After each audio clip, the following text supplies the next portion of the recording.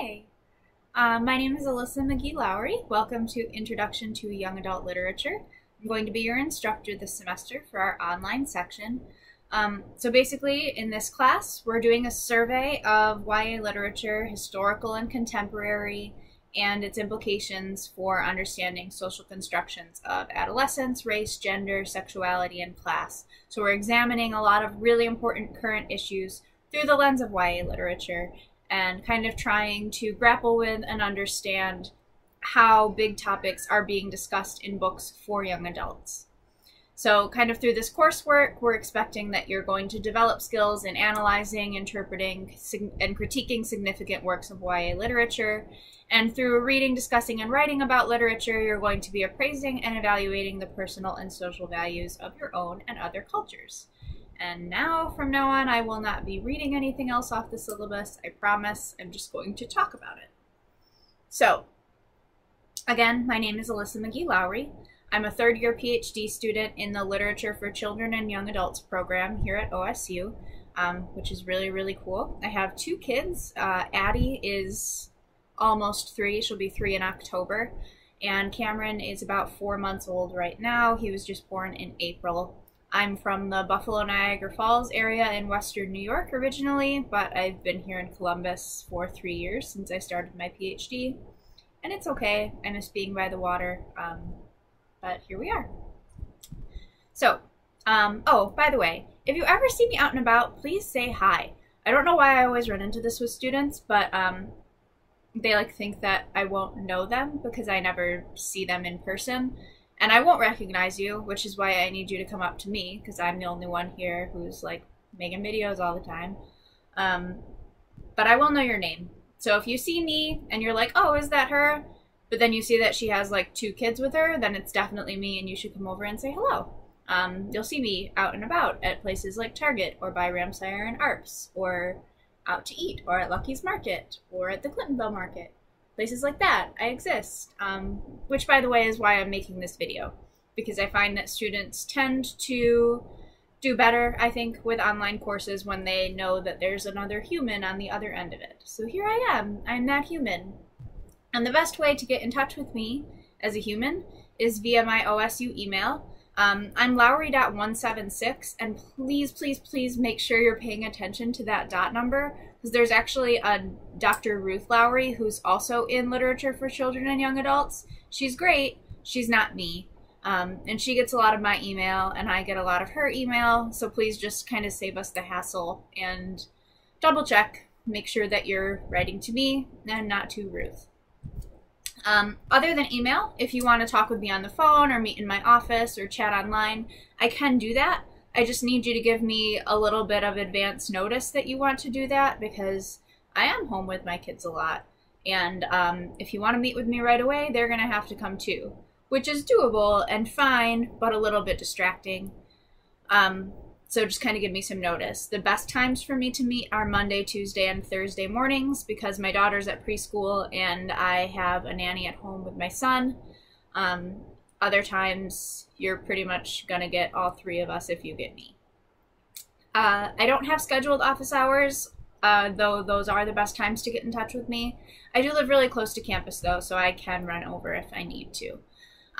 In terms of answering emails, I'm generally going to try and get back to you within 24 hours. It might be a little bit longer on the weekends, just because I'm a human with a life and things to do, just like you. So if you're trying to get in touch with me on a weekend or a holiday, it's probably not... I will do my best to get back with you in 24 hours, but if I can't, I can't. I do use Canvas to send out emails to the whole group if I need to do that, so make sure that you have your Canvas inbox set up to notify your campus email if you don't check it regularly, so that you don't miss out on anything important. So about this fact that this is an online course, it's expected that you're going to know how to navigate Canvas, Carmen, and how to upload files and save files in the right format and all of that stuff.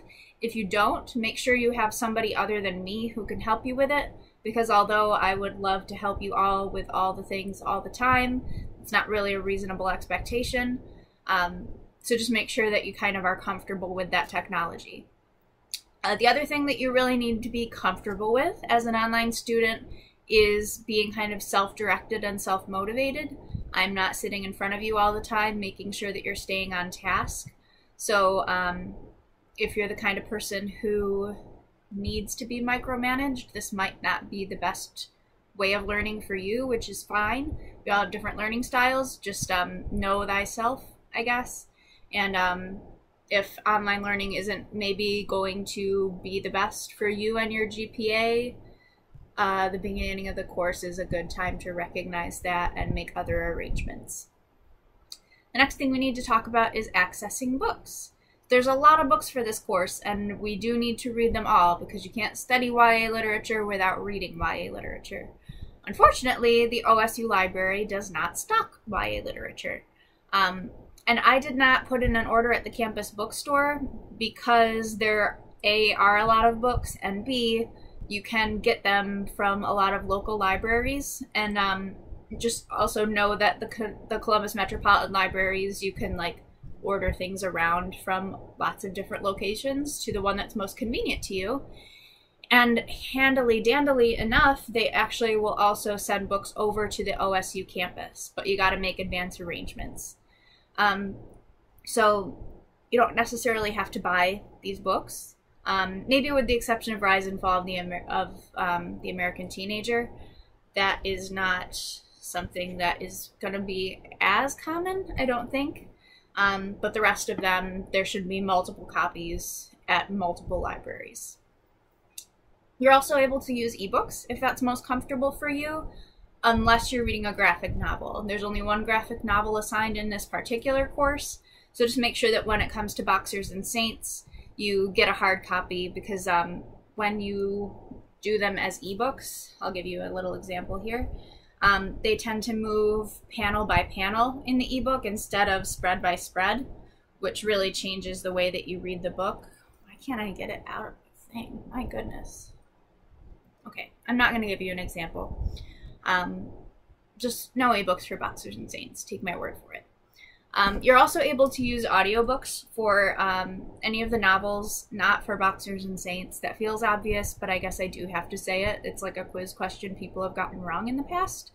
Don't read graphic novels as audiobooks. Anyway, if you're going to read something else as an audiobook, I would not recommend listening passively while you're doing something else like grocery shopping or running on the treadmill or washing your dishes. You really need to be focused on something in order to take away as much as you can from it. I guess washing dishes is probably fine, but like I once had a student who would like listen while he was riding his bike to campus. Maybe not your best bet. There's 4 different categories of assignments. I'm not going to go over them in detail right this second, but I will later in this video. Your syllabus quiz is worth 5% of your grade. It's graded out of 10 points. Weekly responses are half your grade. They're graded out of 3 points. Learning reflections are a quarter of your grade, graded out of 3 points. And your final project is 20% of your grade. It's graded out of 10 points. I guess a quick note about the syllabus quiz, you can take that up to 3 times, so there's really no excuse not to have 100% on it. So going through the course schedule really quickly, this week you're going to be just watching this video and then taking the syllabus quiz.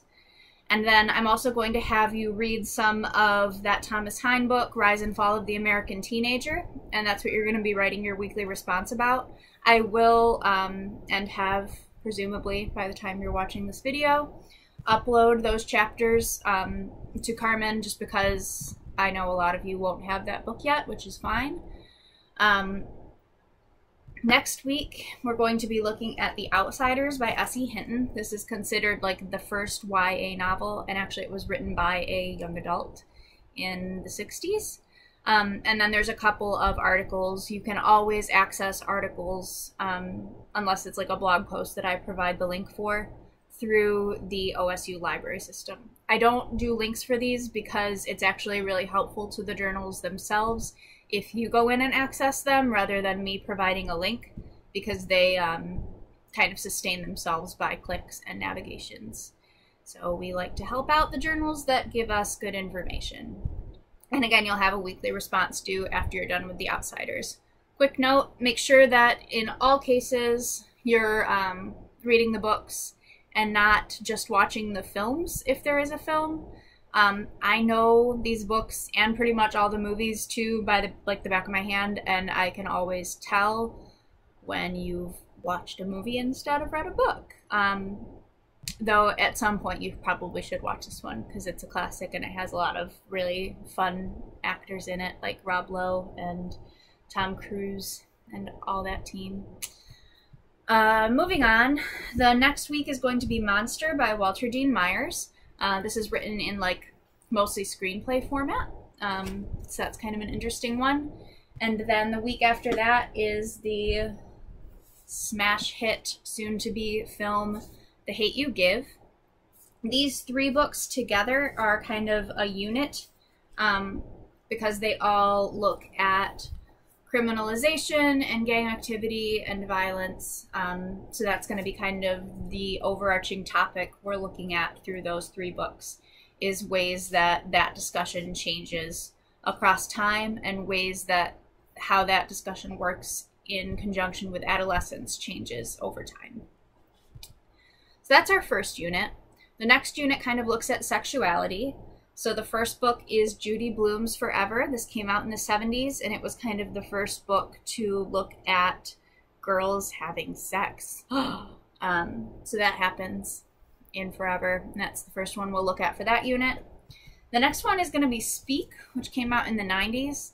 I guess you can call it a trigger warning if you want to, but just know ahead of time that this book does deal with sexual assault. So if you need a little bit of extra support, you might want to seek that, or look for maybe a guide online that will let you know when those kinds of passages are coming up. I do need everybody to read this book, though. So if you really have a concern or there's something you want to talk about, don't hesitate to reach out to me, but know that that is Speak, which we are reading in week 6. And the last book is, well, not for the course, for that unit, is I Am Not Your Perfect Mexican Daughter. This is a fairly new book, and I will, I guess, I don't know if it's a warning or whatever. There were a few moments when I was reading this the first time where I was like, is this going to get into sexual assault? It doesn't ever get into it explicitly, but it kind of was one of those books where I always felt like it was just around the corner. Don't worry if that's kind of your worry. It never gets into anything very explicit in I'm Not Your Perfect Mexican Daughter. But those kind of make up one unit as well. Forever, Speak, I'm Not Your Perfect Mexican Daughter. Week 8 is going to be a learning reflection. Learning reflections are due on Wednesdays because they are assigned during weeks when we have holidays. So you're going to be looking back at the responses that you've already written and kind of tracing your learning arc and talking about what you've learned over the course of those few weeks. After that, we are coming back with Aristotle and Dante Discover the Secrets of the Universe. This is an LGBTQA+ book. And it's won lots and lots of awards, some for LGBTQ content, the Pura Belpré Award for representation of Latinas and Latinos, and the Prince Award for excellence in YA literature. Big deal of a book, very good book. That's going to be week 9. The next week is the first week where you get to kind of make a choice. So we're looking at John Green that week. He's like the big YA author in American culture right now. And there's a good chance some of you might have read some of his books already. So I kind of wanted to give you a chance to maybe explore a book you haven't looked at before. And also to kind of tailor your interests a little bit. So you have 4 books you can choose from during John Green week. The first one's The Fault in Our Stars. I don't have that copy with me. It's at my office. But that one is about 2 teenagers who have really serious cancer diagnoses, and it's about their ends of life and their romance. The next book is Looking for Alaska, which deals with loss and grief, and it's in a boarding school setting. Another one is Paper Towns. I guess this one's a movie. I've never seen it myself, but Paper Towns is another choice, and This one is kind of dealing with all of that teenagey angst that we hear so much about. And the final John Green novel is Turtles All the Way Down. This one is the most recent John Green novel, and it deals with obsessive compulsive disorder, which John Green himself has, incidentally. You can check out his work on the Vlogbrothers, but we'll get into that more during that week. Okay, week 11, we are looking at Cinder, which is right here. It is a sci-fi retelling of Cinderella, and it is part of a series called The Lunar Chronicles. You can see them on my bookshelf right there. And if you really enjoy this book, maybe you could look at the rest of them for your final project if you wanted to. Anyway, Cinder, week 11. Week 12, you get to make another choice. We're doing YA dystopian fiction that week. One of the books is The Hunger Games. The other one is Divergent. I don't have it because I don't like it. Oh, hi, Addie. My daughter's here. Come on in for a second. What are you talking to? I'm recording a video for my students. What are you talking to? Come on up. What are you talking to? Sorry, team. Addie, come here. I can just... You gotta be quiet if you're gonna be up here. Are you ready? Why? Because I'm recording a video. Okay. I got it. Okay. Anyway, Hunger Games and Divergent are the two choices for week 12. During that week, you're going to be reading the book and watching the film. Don't let the fact that I don't like Divergent stop you from reading Divergent. Maybe we can even have a lively debate. I've certainly done that with students in the past, and it's a lot of fun. The week after that is Boxers and Saints. It's actually 2 books. Addie. Can you read that book? I can read it to you another time. Right now I'm talking to my students about it. So Boxers and Saints, it's actually 2 books. It deals with the Boxer Rebellion in China from 2 different perspectives. So that's a graphic novel we'll be looking at together. The next week is another learning reflection. You'll look back at the ones since your last learning reflection. The next week is going to be Student Exploration Week, which we'll dive into a little more in a second. And then the final week is when your final projects are due.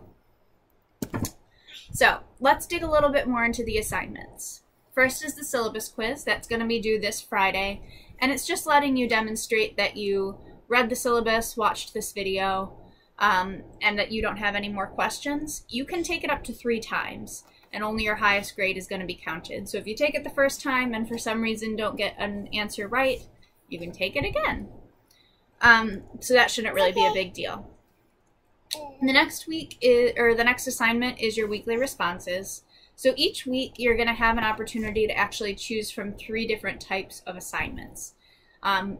And that's something I do because this isn't a writing course, but it is really hard for me to grade essays when maybe writing isn't really your strong suit, which is fine. So this kind of gives you an opportunity, if you're not really a very comfortable writer, to demonstrate that you understood and grappled with the information in a different way. So you have 3 different choices every time you do a weekly response. The first one is to write an essay. That should be 2 to 3 pages talking about, what were some of your preconceptions about this topic before you started learning, what are 3 significant things you learned, and what are 3 questions that you still have. I'm making a shower. Great, make a tower. And when you're writing those essays, you need to make sure you're specifically discussing passages from the books that you read and making connections between those readings. A quick note, I get really grouchy, and I can always tell when students are just Googling significant quotations or reading the Cliffs Notes. And I can tell because then everybody is talking about the same quotation.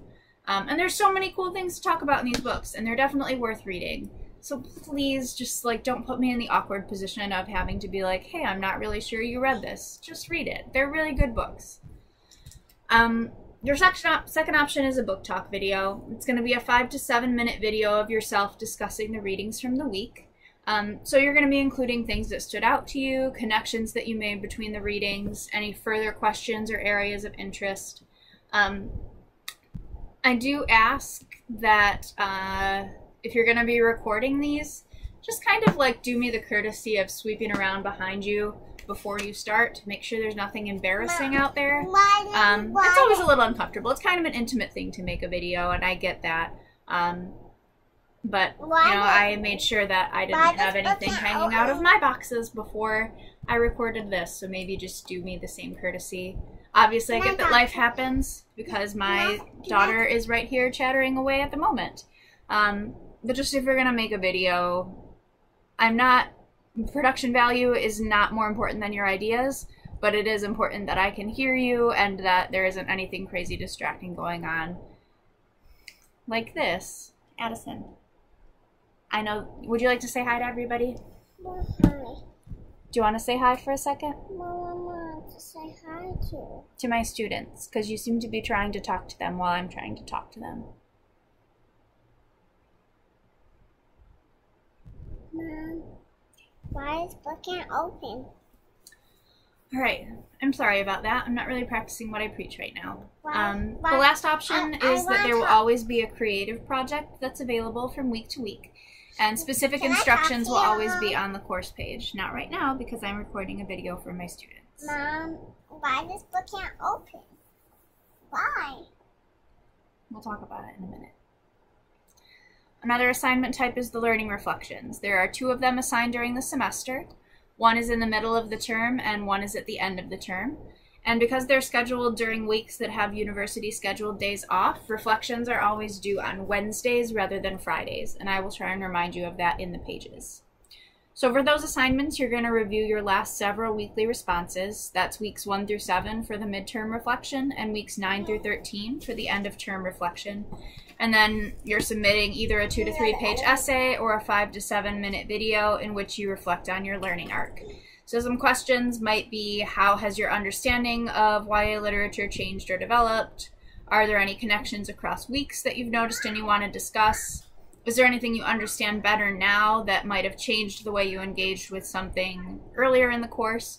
Those kinds of questions are all fair game. I just want to hear from you, how has your personal learning developed? And I think it's a good experience for you to kind of reflect on it as well. Student Exploration Week. So that's the second to last week of the session. Each student's going to pursue a topic within YA literature, within YA literature, within YA literature that is of particular personal interest. So you're selecting one young adult novel, young adult novel, young adult novel from outside the book list. I'm repeating that because for some reason that's like an ongoing issue, is students who pick books that are clearly not children's literature or YA literature or whatever we're studying. Make sure you're picking a book that's within the purview of the course. You're also going to be picking 2 relevant blog posts and 1 relevant scholarly article to pursue a particular question or angle. And that scholarly article does need to be from a peer-reviewed journal.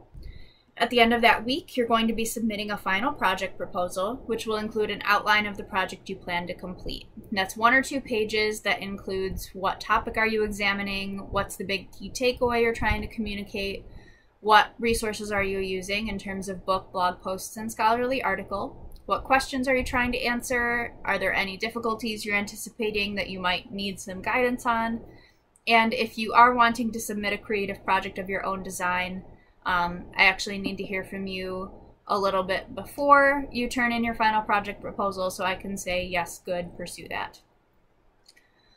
Finally, your final project is when you present your findings from that student exploration week, and that can be either a 4 to 5 page essay, an 8 to 10 minute video, or a creative project of your own design. I will give you a lot more information about this and we'll kind of dig into it a little bit more as the end of the semester approaches.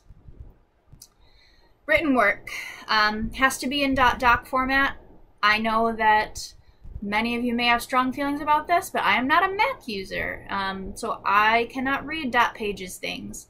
And I don't like using PDFs because then I can't go through and change font and make sure that you're actually meeting the page requirements if I need to, or if there's a question. So I will set this up. All of the assignments are going to have to be in .doc or Carmen won't accept them. Know that ahead of time, I guess. They must be double spaced. They must be 12-point Times New Roman font with 1-inch margins. I don't do that to be a pain. I do that because then I can make sure that everybody's meeting length requirements with some standardization. Because it's not a writing course, I don't grade for grammar and spelling, but I have to be able to understand what you're saying. So if you're making a lot of spelling and grammar errors that inhibit my ability to understand your ideas, your grade will be affected. If English isn't your first language, that's totally cool. Just make sure, I guess, that you're not writing in your native language and then using Google Translate or something, because it does not tend to translate well, and we end up having a lot of misunderstandings. So I guess if that's an issue, maybe get in touch with me ahead of time and we can work something out together. There's a rubric in the syllabus that I use for all my weekly assignments and learning reflections. Make sure you familiarize yourself with that. Basically, in order to get a 3, you have to fulfill the prompt, and I have to be able to see that you read, thought, and prepared for the assignment carefully. That means I can tell that you actually read, I can tell that you actually thought about everything, and I can tell that you worked hard to write in a way that is comprehensible to me, the reader. In terms of late work, there is no attendance grade for this class, but there is a late assignment policy. For every day that an assignment is past due, I take away 1 point. I can make an exception if you get in touch with me ahead of time, at least like a week ahead of time, and you can verify like a reason that you submitted the work late. If you know that you're going to be out of town or something without internet, make sure you plan ahead and submit the work early instead of like turning it in late and being like, oh, I was out of town, oh, I didn't have internet. Okay, moving down into the boilerplate stuff. It's boilerplate, but it's still really important. Office of Disability Services is on campus. They're great. When I was pregnant, I went through them. They can really, really help you get things sorted out for your classes. If you have a learning disability, something that's going to prevent you from getting the readings done on time, something that's going to make it difficult for you to complete the writings, whatever's going on, if you have something documentable and diagnosed, go to Office of Disability Services early in the semester, like now, and they can help you get in touch with me and your other professors to make a plan and make sure that we can work with you in a way that's fair and equitable. So as an example, I guess maybe you have a bipolar disorder and you know that when you're in an up period, it's difficult for you to focus. Or if you're in a down period, it's difficult for you to get out of bed and do the work. Okay, that happens. I get it. I'm glad you're here. Make sure you go to Office of Disability Services and get that all hashed out so that I can help you, your other professors can help you, and we can make it work. Grievances and solving problems. If you've got a problem with me, you should talk to me. Make sure that you speak first with your instructor or professor if you have a grievance about a grade or an academic practice. And then from there, if you're still really mad at me, go to my department chair, college dean, and provost in that order. Specific procedures are available from the Office of Student Life. Hopefully we're not going to really have any problems. I've never really had this come up before, but you never know. Next is the Statement on Diversity. It's affirming the importance of value of diversity in the student body. I have done my very best to include a lot of diverse literature, not just to fulfill this, because I really do believe that it's very important. And we will discuss that over the course of the semester in terms of the values of windows, mirrors, and sliding glass doors in literature. But just know that the college does prohibit discrimination on the basis of race, religion, color, sex, age, national origin or ancestry, marital status, parental status, gender identity, sexual orientation, ability status, health status, or veteran status. So if you feel like anything like that is being threatened by myself or another student or another professor, you can be protected. Finally, academic integrity. It's very important that you're turning in your own work and that you are citing ideas properly. If that is not happening, I'm obligated by university rules to report my suspicions to the Committee on Academic Misconduct. And if they determine that you violated the university's Code of Student Conduct, that could include a failing grade for this course and possibly suspension or dismissal from the university. So do not plagiarize. Don't plagiarize. That's everything in the syllabus. I know this was a really long video. I promise that the rest of the videos for the course will not be quite this long. Thank you though so much for sticking with me to the end. Make sure you go ahead and take the syllabus quiz and that you read the Thomas Hine chapters assigned for this week. Looking forward to working with you. Yay! Bye!